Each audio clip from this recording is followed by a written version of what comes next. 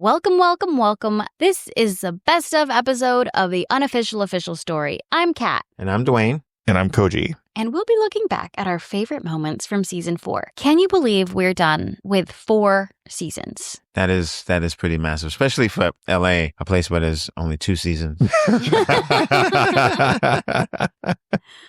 Yeah, and I think with all of us being such busy people with comedy and traveling, especially you, Dwayne, you're always on a cruise ship. It's a miracle we even find a way to meet. Like today, we were both 30 minutes late. I was 30 minutes late. True. You were 20 minutes late, so I was I'm 20 worse. minutes late. Yeah. Koji, thank you for putting up with us. Well, last episode, I was 20 minutes late, so. Oh, that's right. That was like the first time. Yeah, it never happens. I was telling the guest that doesn't happen. Yeah, I'm very rarely late. It's like 1 versus 17 for me. This year, we're recognizing the host with the most number of stories chosen, and it's our guests that won with 5 wins this year. Dwayne had 1. Sorry, Dwayne. Kat had 2, and I'm happy to announce that I had 3. Yeah, but you're the main host. And it's your house. Yeah, so. but I didn't win. I only got 3 out of the 5 guests won. I know, but you won between all 3 of us. That's true. I'm also Asian, so that probably has something to do with it. Yeah, the aliens rigged it. Yeah, there you go. The aliens did ring it. Let's get into it. What's your favorite moment from season 5? Okay, so mine is actually from a recent episode, the last episode 11, where Dwayne was talking about picking up guests. Or picking up people. Oh, right. And it was just really funny because it's just random that you're picking up people. And every time I heard it, I still laugh. And I think it's very rarely do I keep laughing every time I hear it. But that was one of the few times I kept laughing. Because it's just why are you picking up people on Sunset Boulevard? Why are you picking up people from Ross for Less? And let's put it in context. Yeah, picking up people, there's no quotes, no euphemism for anything. Just people that needed You were literally picking them up and then driving them places. Yeah. Kind of like before Uber, non-paid, pre-Uber, if you will. Which makes it even weirder. And I've also been picked up. That's right, in South Africa, England, Chicago. I think we don't talk about enough male privilege right. on this podcast. I only say this because Jesus Christ, you get picked up everywhere. And if I was a woman and I got in cars like that, I would have been murdered 7 times. Well, women get picked over. up, but just differently. Yeah. Okay, that is true. But those women get murdered at the highest rate. Africa, that's true. The guy had seen my show. Mm-hmm. He was like, "You did a show last night," and I was like, "Yes." I don't know if he exactly proved it, but I was confident that he. Yeah. Even if it was someone who just saw my show, I would still probably get murdered. And my other favorite part from that was that Vanessa, our guest, was very indignant about you picking people up and dropping them off. She was very much about how it's the way you're going to get jumped or robbed or whatever, and why are you going to the jungle? It's just funny. I love the whole interaction. Let's listen to 2 clips from episode 11 with comedian Vanessa Graddick. I respected her enough to punch her in the face. You know what I mean? Or I outsourced it. I wasn't going to punch her because I was driving. Why would you pick up a stranger? It's not the person in the car that you have to worry about. In that particular situation, they could be bringing you to the setup. That's true. Once you pull up, you at the trap. That's true. Mm-hmm. But it was not a side street. It was just La Brea. Does not matter. I'm not taking that. I'm not doing this with you. You cannot explain away the fact that you picked up a complete stranger and took them to an unknown location. That is rule number 1 being broken of not getting kidnapped.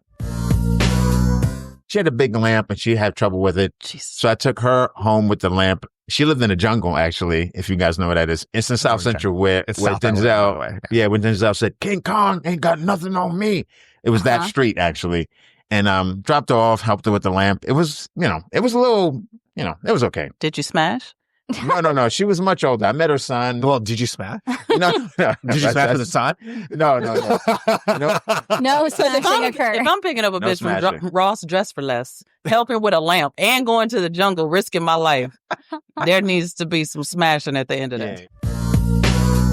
Okay, so for me, I kind of go by the guest that made me laugh the hardest. And I think that was Ben Gleep, I want to say. He was really funny. I remember just having a really fun time with that, though I can't pinpoint exactly what joke or what moment, but I do remember laughing the hardest with him. And I also love every episode we have with Jonesy. That's always a really fun time. I seriously always look forward to doing episodes with him.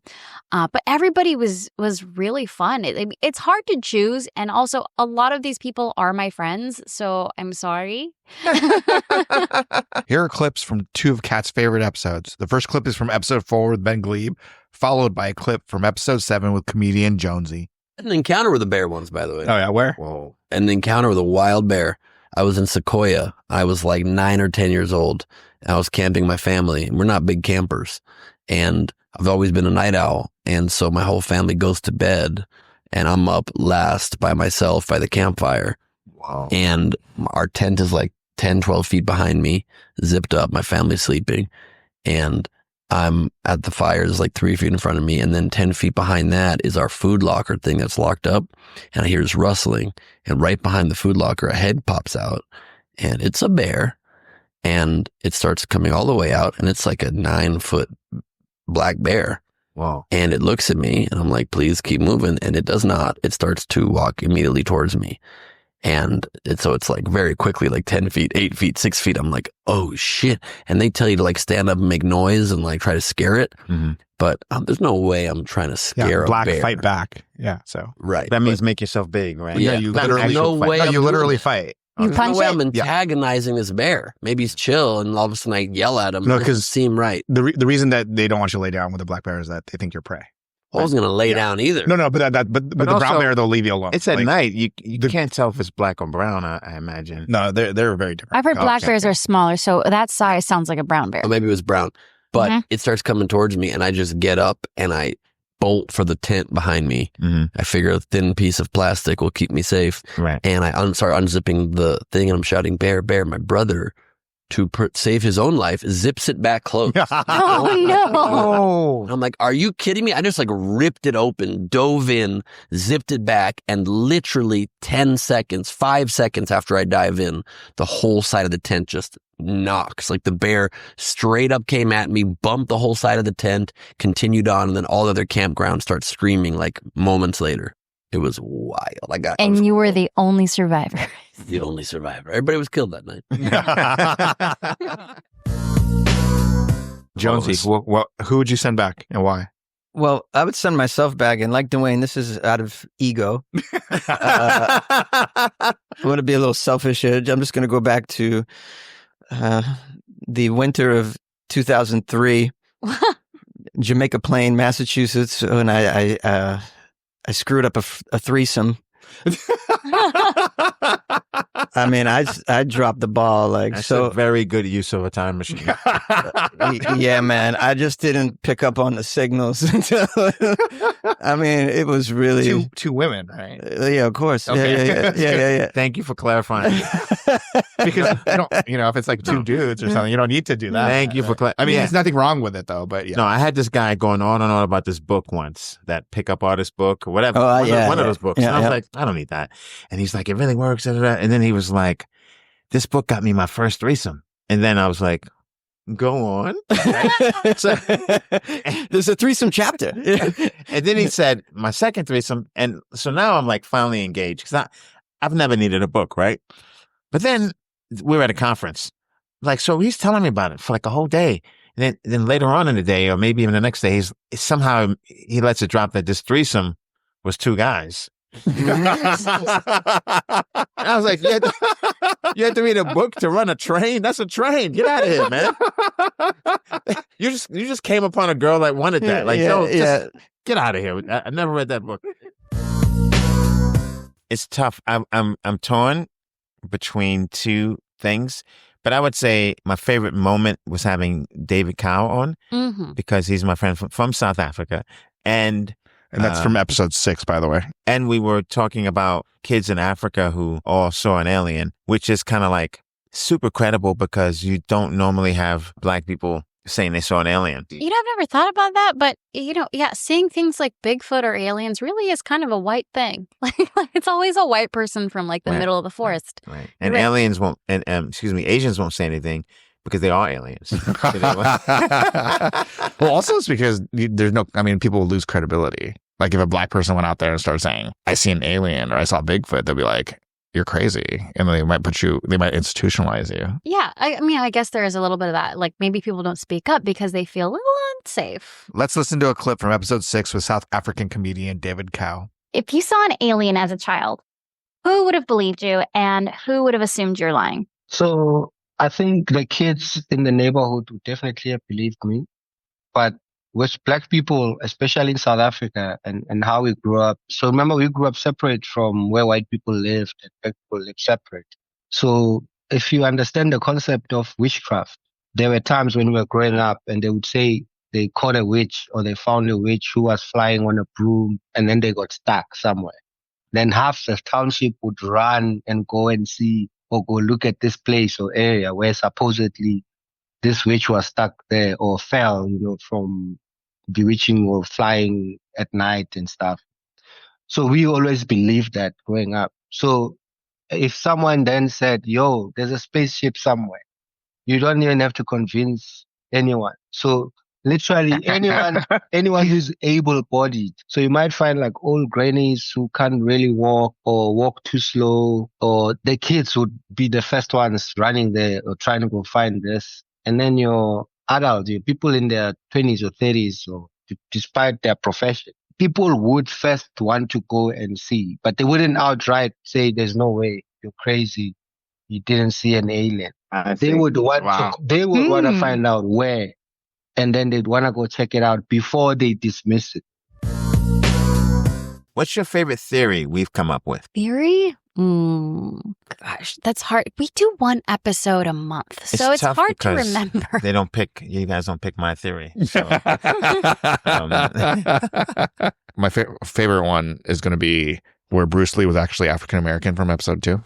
Oh, I like that. Because if Tupac was Japanese, then Bruce Lee has to be Asian, or has to be African American, because like Bruce Lee is like the most important person to Asian Americans. I mean, when people used to make fun of Asian men, Bruce Lee was like the one guy that no one would make fun of. And Tupac is kind of an important figure in the African American community. So I figured it just made sense that he had to be black. Here's a clip featuring my theory from episode 2. So my thing is, I was actually listening to an old episode of ours, and it was from season 2, where I said Tupac was Japanese. To do honor to that episode and just to make things right in the world, my theory is that actually Bruce Lee is African American. Oh, wow. And it was about to come out that he was actually African American. But like mix or something. No, just straight black. Like it was about to come out, and it was going to be this big, like, so funny. It was going to be this big, like, controversy, because they already don't like, like non-Chinese people doing it. Right. And so he's like, I just got to fake my death. And so he came up with this thing, and, he faked it. He faked it, yeah. Interesting. And then he just went back that. He just came back to LA and just lived the rest of his life just as a guy. As just a regular guy, yeah. I like when Travis Scott's concert, that whole debacle, that I like the whole theory that the government was in on it because they think he's satanic and they wanted to like debunk him. Was that a theory, or am I just making that up right now? But I feel like I remember that being a theory. I'm not sure what we voted on. That was a fun episode because at the end we read about the Satanic Bible and we were like, oh, actually this sounds pretty great. Right. But I think I wasn't on that one, right? So that's... Oh yeah, that's right. You weren't. That's awkward. No, right. Well, I was on a ship and we just kept having to reschedule. Yeah, then it was too late. Yeah. Let's take a look at Jonesy's winning theory from episode 8 about whether Travis Scott's Astroworld Festival was a blood sacrifice. Yeah, well, I agree. I agree with Cat in that Travis himself, is not a Satanist of some sort. I mean, if you want to find Satanism and satanic themes in music, you don't have to look far. It doesn't take a conspiracy theory. There are actually satanic bands out there. Yeah, this is their whole marketing thing. This is whole thing. I'll name you some of these satanic bands in case some of the listeners are interested in stepping over to the dark side. But bands like Venom, Merciful Fate, Gorgoroth, whose founder considers himself to be Satan's minister on earth. Now, there's also a band called Morbid Angel. Now, these bands, when you want to talk about, symbolism at shows, you can just imagine what's going on over there. They're probably biting the heads off of bats on stage. There's probably goat's blood in there. Who knows what's going on? But you don't have to look far to find satanic themes at these shows. His show was very mild, I would say, even looking at the imagery. No, my theory is that the mayor of Houston really is against auto-tune. Can't stand it. Big fan of Ludacris. Big fan of like the traditional rappers that we all grew up with, and it's like I'm going to sabotage this show so that we have no more of these auto-tune people coming here to Houston. And just polluting polluting the live music scene here with their auto-tune, the cheap technological cheat code that is going on here. And so therefore doesn't really put in too much security to, tells, hey, we'll send a few cops, but don't have to go crazy, I mean, how do you explain not having any police there, hardly any security? Now, I know you mentioned, Koji, that they like to be cheap, but that doesn't explain why the local police weren't really, on board. Maybe the venue might be cheap with that, but like you would have more police, right? You'd have way more police. His kinds of shows are out of control. Actually, the other one for the Red Lobster, episode 4 from Ben Glee, his was it wasn't Red Lobster, it was Red Crab or something, or what was it? It was like another kind of place. Was that like the octopuses are the owners of the Red Lobster chain? Oh, that's right. It was supposed to be red. It was supposed to be Red Octopus. Okay. And then they made it. Octopuses are smart enough to change it to lobster. Right.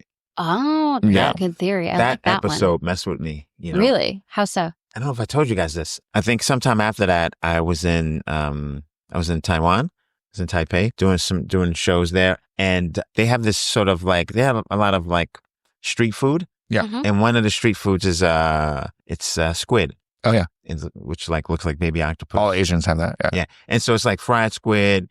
It's grilled squid. It's just squid. And giant squid, right? Yeah. So I kept eating it, and it was good. And then I think it was a repressed thought. I was like, wait, aren't they really smart? Should we be eating them? And so then I just tried to put out of my head that like 2 nights after being in Taipei and eating squid like once or twice a day, I had the craziest dream. And then after that, I had no more squid for the rest of my trip there. And even right now, I'm like really touch and go with calamari and everything. I had a dream that I was walking through trains. I love trains. And then I saw a plant, and I looked closer at the plant. I was like, it's a nice plant. And then I saw a spider in the plant, right? Mm-hmm. I looked at the spider, and then the spider it just suddenly started getting bigger and bigger. And I backed away from it like, oh man, this spider's out of control. Then it wasn't a spider. It was actually a octopus, squid octopus kind of thing. And as I was trying to back up, I couldn't back up. And it just lunged at my face and like almost suctioned my face. And then I woke up screaming. Wow. Yeah. Actually, that episode has had an effect on me as well, because so my son's original nickname on his baseball team was Monkey, because I asked him the question, would you rather be the smartest monkey or the stupidest human? And he chose Monkey. Right. And so then we came up with the whole San Diego Zoo. We found him.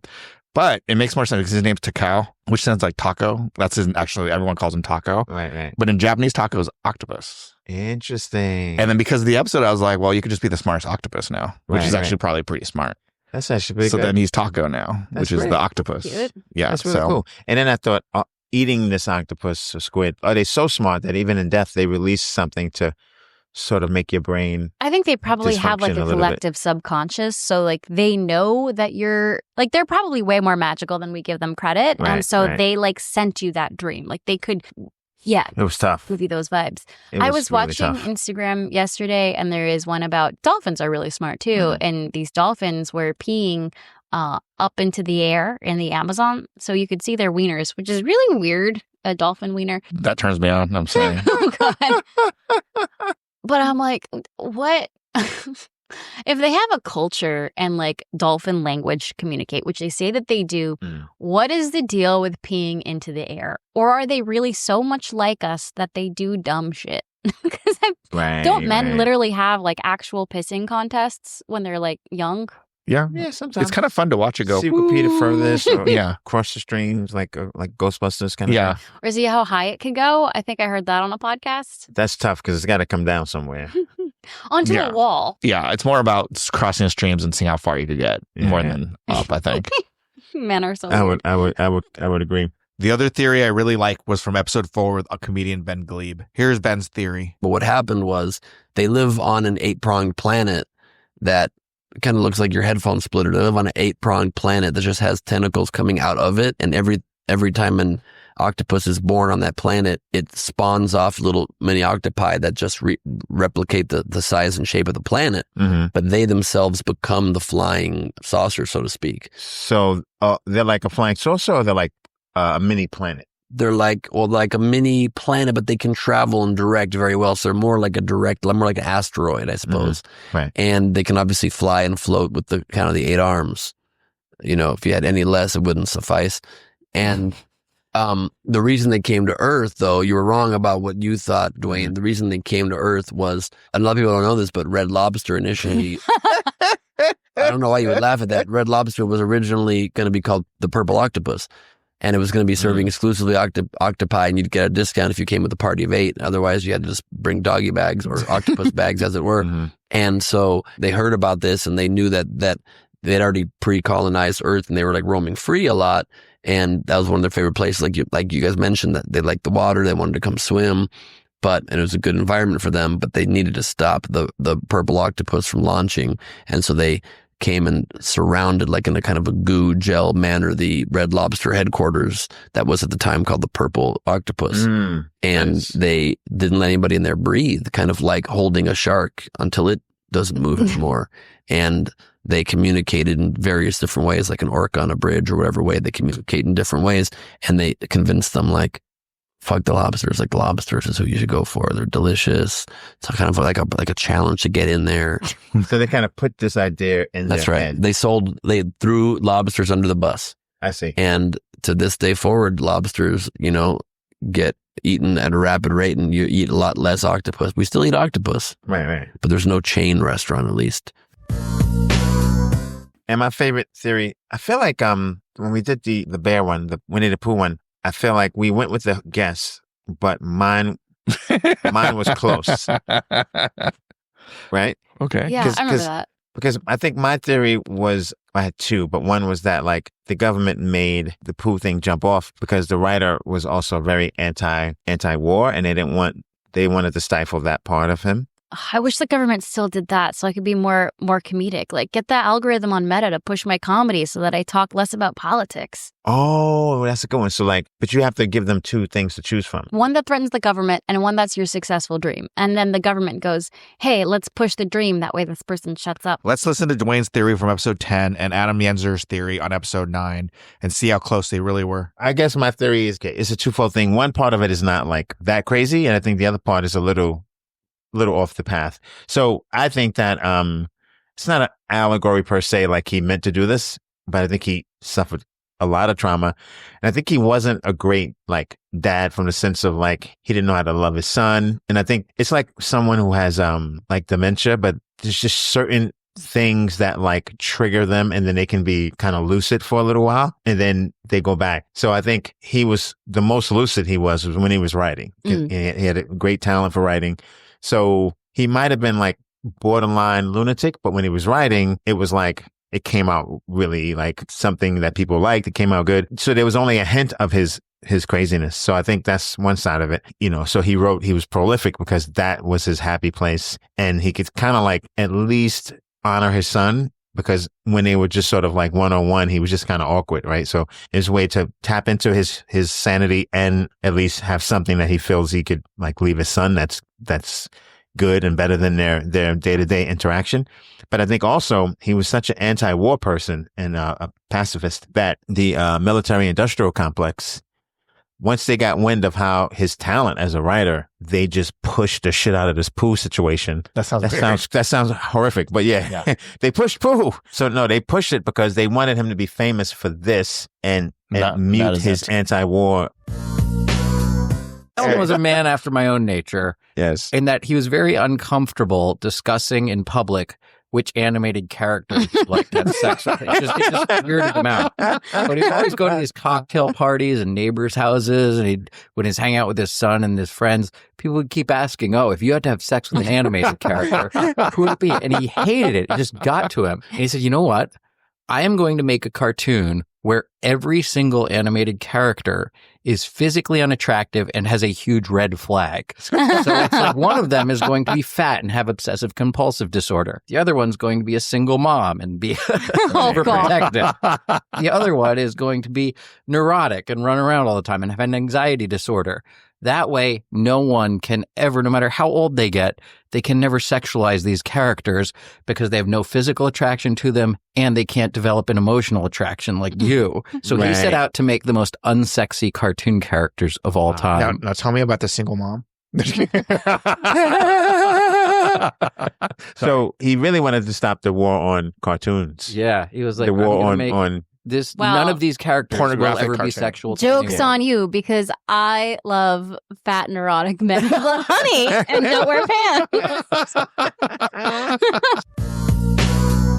If you could share one piece of advice from the show with a listener, what would it be? I like Koji's advice that you give sometimes. You always give your writing class that piece of advice at the end. Oh, yeah, which one?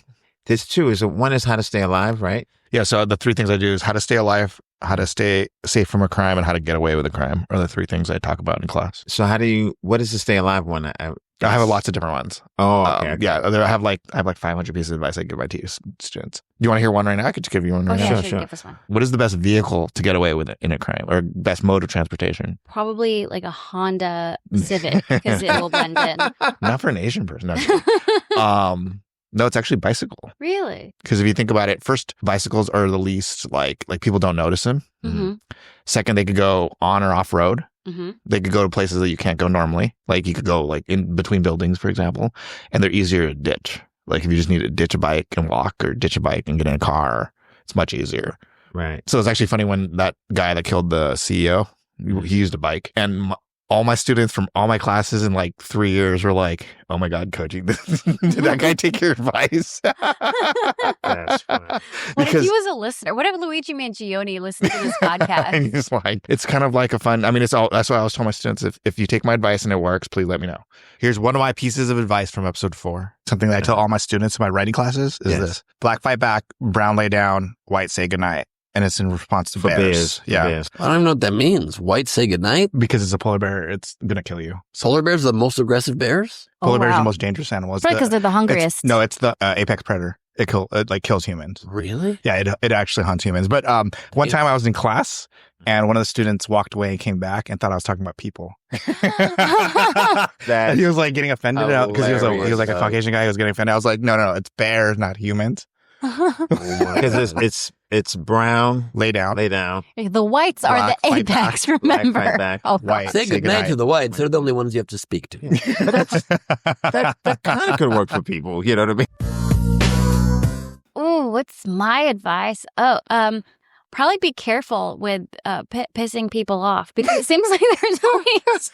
No, what's the favorite thing you learned in this episode? No, I mean, but that is advice that I learned, because I'm thinking about the Bruce Lee one, and I'm thinking about the Winnie the Pooh one, and there's so many, the John Lennon one.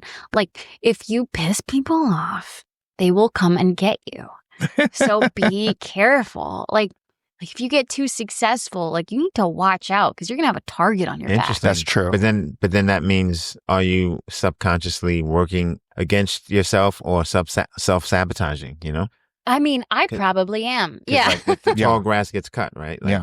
Well, that's like one of the pieces of advice for writing that I give is that if you're not pissing somebody off, you're not doing real writing. But on the flip side, it's like, be aware of who you might be pissing off, because there's some people you can compete against and nothing bad's going to happen. But if you like go against the what are the people who are the I'm forgetting the name, the Japanese gang? Yakuza? Yeah, don't like piss off the Yakuza, because then you're going to die like Bruce Lee. Or did I just come up with a new theory just now? No, that was Chinese and Japanese, so it's a little bit different, but that's okay. But I'm I think so they sorry. do have Asian people. There's a conspiracy. Sorry. No, but they do have Yakuza that are sometimes not Japanese. Yeah, but they're in Japan though. They're never in. They wouldn't be in like Hong Kong, for example. Well, like whatever the Chinese Yakuza is, because I'm sure they exist. Triads. Yes. Triads. That's what I meant. That's what I meant to say. There are Korean triads too, I believe. That's right. There's a whole you had to think about. I don't know if that was this season though. No, it wasn't this season. Okay. I'm just saying there are Korean triads. I had a run in. That's right. At Macau. In Macau, yes. Yeah. Exactly. But I mean, that's what I mean. It's like you don't piss off whatever the gang is that is creating success. Like one time I had a podcast episode on my old podcast, Villains of History, about was El Chapo. And my mom was like, take that shit down, because he will make your airplane crash. crash. Like, What is he, Jesus? They say that's what happened to oh my God, what's her name? Her daughter's name is Chiquis, and I'm so bad at I know you're things. talking about. Yeah. She was this like Mexican, Jenny Rivera. Yeah. She's a Mexican singer, and she was talking trash about the cartels, and then her plane mysteriously crashed, just like Aaliyah with R. Kelly. Her plane mysteriously crashed. Like, just be careful who you piss off. Like, I guess the thing is sometimes you don't know that there's been a change until something happens, right? So like when John Lennon got murdered, it was even though it was like what, late 70s, 79, it was a different time. So you could be John Lennon famous and walk down the street, you know? Yeah. So, but he probably represents the end of that because of what happened to him. So I think it's one of those things where when you're getting super famous, you like realize you need security before you like need the security. You know, because I was on I did Conan with that girl America. I forget her last name, but really Ferreira. pretty. Yeah, really pretty in person. And she was like on a show. She was on, I think, Ugly Betty at the time. But really pretty in person. What are you saying? On TV, she's not pretty? No, she is. I'm saying she's stunning. She's even prettier in person. And so she told the story about how she like bought a couch or something from someone, not realizing who she was. And the guy just brings it to her house. Oh, no. And then he's like, hey, aren't you? And she was like, no, I'm another girl named America. You know what I mean? It's like, Who looks just like America. yeah. So with the John Lennon thing, it's tough because you don't even have to be John Lennon famous nowadays because we're comedians and someone has your calendars on there. People dox you. Yeah. And that is anyone terrifying. can come to your show. I've had people come to my show, not to murder me, but still like people I've dated or whatever, they've just popped up at shows. Oh, It's God. terrifying. That's so uncomfortable. As soon as you get the money to afford Gated security, community, yeah. even if it's just the person who does your like all your Instagram photos, but also they've taken a few Taekwondo classes or something like that. Well, even like Lady Gaga's dog, didn't they get kidnapped? Oh yeah, they got kidnapped. Yeah. Oh wow. The guy got shot, right? The dog walker got shot. It wasn't even the famous. Are you serious? I didn't know this. Yeah, it was like earlier this year. It was last year. Oh, last year. Yeah. Oh, that's wild. Yeah. Well, also, like, I don't know. She's not like household name famous, but she still has, you know, a decent amount of fame. Ida Rodriguez, comedian. Oh yeah, I know Ida. So she started talking about how like all Latinos are racist against each other and the hierarchy of that, and that pissed off a lot of people. And I heard, not firsthand, secondhand, from somebody who actually knows her, that she had to move into a gated community after her HBO special came out, and she actually had a bit more fame. Randall Park from The Interview. Oh yeah, he was the North Korean dictator, and then they put a hit on from him. People I've slept with. Yeah, from the people I slept with. That Yes, was his yes. first, that was his first movie he was in. But Yes. yeah, he played the North Korean dictator, and they had to have security because Did they eventually take it away, or I think he's fine now. Okay. Yeah, but I don't think it kind of didn't get the release or the promotion it could have because of that. Yeah. Right. Yeah, because I think there was kind of a pall over the whole movie. But okay, so Right. my favorite thing I learned was it took me a while to figure out what the hell my notes were, but then I remembered it. So it was yours in episode 7, Cat, where you talked about what you wanted to do with time travel. Do you remember what you wanted to do with time travel? Oh yeah, it was. Go back in time so that I could like make sure that the guy I liked wouldn't. He would date be the ready for girl. you. Yeah. That would And then hurt. it's funny because Vanessa had a said the similar same thing. right? Yeah. Which was, that was her. Like who hurt you? And Who hurt you? Because Yeah, she could go back and then her like serial killer crime would be to like her backstory was that she got hurt and then she'd make sure that other people don't get hurt. So she'd get the people. Right. So I just thought it was weird that those two things The two women matched. thought of that. And Yeah. they matched. I think I had a string of those where all of my what would you do ifs were like, well, I think I want to hurt my ex-boyfriend or stop him from getting hurt. Yeah, what's funny is like you bring that up and like stuff with the person who I was seeing when I said that, they're like so long over, we don't even talk. We went no contact. That's good. Yeah, no, that's good. I mean, like, is it a bummer? I mean, a little bit, but I think it's for the best because Right. he's acting like a wild person now, and I'm glad I don't have to see it. Right. As long as you leave someone in you hope in better shape than when you found them. Not right away. They may not see it that way, but Yeah. Oh, he didn't. I was because a hopefully wreck. you're not also creating these. None of us are creating these people who are going to be nightmares for someone else in the future. And maybe they are. Maybe we had nothing to do with it. But Yeah. that's Yeah. Well, and that's why my advice to my son in relationships is what I tell him about anybody he's about to date, I say, she could be replaced. She's not so special that you can't find somebody who's as good as her. Right. But the flip side is you could also be replaced. Right. So then if you're an asshole, that's good. She could find somebody else too. You have to like demand to be treated in a way that's good and nice and supportive. You don't have a fur coat on when you say this. Like with like big heels with a fish tank in it. Listen, they like buses, player. Okay, they come every hour on the hour. But I think it's the flip side too. That's important that, like you can't be the asshole either. That if you're the asshole, she could just find somebody else that's as good as you or better than you too. Right, so it goes both ways, I think. Right. And that's the important thing. Let's see how close they really were. Let's listen to what Cat would do if she could travel back in time in episode 7 and what comedian Vanessa Graddick's serial killer backstory would be from episode 11. Oh, so this guy I'm dating? This guy I'm dating currently doesn't want to, he's not ready for a relationship, but there was a time when he was. So you want to go back in time when he was? Just like 3 weeks ago. There were like 2 long-term relationships. I would pop up like in between them and then I'd be like, boom, you've been bumped. And then I would be that one. Vanessa, what's your backstory? What kind of Okay, so I got distracted on whether it's my backstory or just what I would do. So my first idea is to kill the pedophiles, but I'm going to shoot them on over to Cat, the rapist, because I think that's in the same thing. They are. But my villain backstory would be, I am a young lady who is in love with a young man who I think is amazing, but the several bitches before me have ruined him.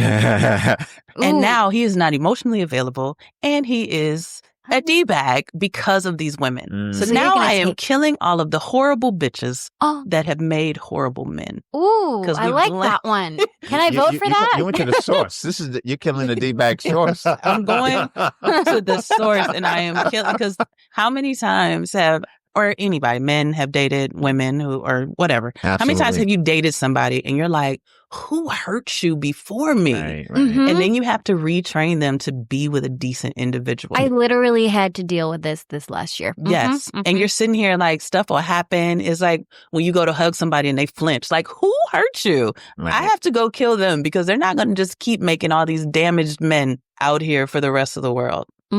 I like that Straight to the source. But I have to be hurt first. That's my backstory. I have to think I'm getting married and then he like leaves me at the altar. Well, at least you guys like some of the themes that come up. And when we had Vanessa on the show, there were themes around previous people you've dated. For me, I'm always wanting to like off middle management. That's true. I have to. So whatever middle management hurt me, I need to forgive them. Yeah, you need to move on with your life. Here's some more clips from season 4. The first clip is from episode 1, where we're told what kind of religion they would start. But I come from South Texas. There's no parking meters there. My religion's based on all the best parts of Monopoly. Take a chance. Community chest. Parking's free. If you pass a life, if you pass 1 year, you collect $200. That's what it would be. Listen to this clip from episode 3, where comedian Cyrus Natterpour tells us which dead person he would want to speak to. Oh, Christ one inspired me. Who was Mary married to? Was it Joseph? Yes. Joseph? I want to talk to Joseph. Be like, yo, was it weird? Like, how was that like? What were the vibes like? You got cucked by God. Was it awkward? Like, let's see what that was like. We're never going to hear his side of the story. That's hilarious. Absolutely. Yeah. Because he quite possibly got gaslit, like the biggest gaslit of the century. I mean, was he watching? Like, was he watching it while it was happening? Was he sitting in the chair? These are like the couches. Let's listen to this clip from episode 5 when Kat explains to us the strange world of Bill Gates' conspiracies with comedian Aaron Marsh. So why would anyone think that Bill Gates wants to control the population? The most common accusations against Gates are that he, 1, is a pedophile billionaire who wants to block out the sun. Okay. 2. That sounds like a Simpsons episode, by the way. It is. the actual sun? Yes. Yeah. Of course. I know. I'm like, okay. 2, he wants to implant chips into our brains. That sounds like something related to to end times theology. 3, control the population through vaccines. And 4, remove the spiritual part of our brains. How do you remove the spiritual part? With the chip. The chip. With the COVID shot. Well, that's the thing. It's some people say that fluoride kind of blocks your third eye, kind of pineal gland, which is your sense of like intuition. By the way, pineal gland sounds dirty. I know. I may not be saying it right, but yeah, but that calcifies because of fluoride. Which is why I never brush my teeth. Yeah, smart. Smart or man. drink any water. Right. Bro. But most of all, we wanted to thank our listeners. We are humbled and thankful that all of you spend your time listening to us every month. And we are grateful for the reviews on Apple Podcasts. Please keep them coming. Be sure to subscribe to our show anywhere you usually listen to your podcasts. Visit our website, unofficialofficialstory.com, to listen to any of our past episodes. And if you're not following us on our socials, you are missing out on even more great content. And stay tuned for the first episode of season 5, which kicks off on April 17th, where we'll be celebrating the opening of the Major League Baseball season by asking the question, was Babe Ruth black? That is a good question. Or I think it's more like he was half black is what people think. Yeah. Right. But But back then, half black. Yeah, 1%. One drop of blood was black. All I could say about that theory is rude. It's rude to everyone. There's no one that's not rude to. Well, but it's important to baseball because it's this idea that because baseball was segregated at the time. So then if the best player ever was part black. Well, one of the best players One ever. of the best players, yeah. I mean, Josh Gibson hit 800 home runs now from the Negro Leagues. Right. So it's really, really interesting. It's tough because he looks like he could be. Yeah. The real question was he Japanese American? And was right. I mean, was he an alien? He could have been that too. He had the tiniest little legs. But anyway, we'll get into it. Have you ever noticed he has really big eyes and a tiny little chin? Wait, am I looking at the right paper? But he had a big penis, though. So yeah. Absolutely. How do you know? That was a baseball bat. What are you talking about? All right. Thank you, guys. Bye. Bye. See you guys.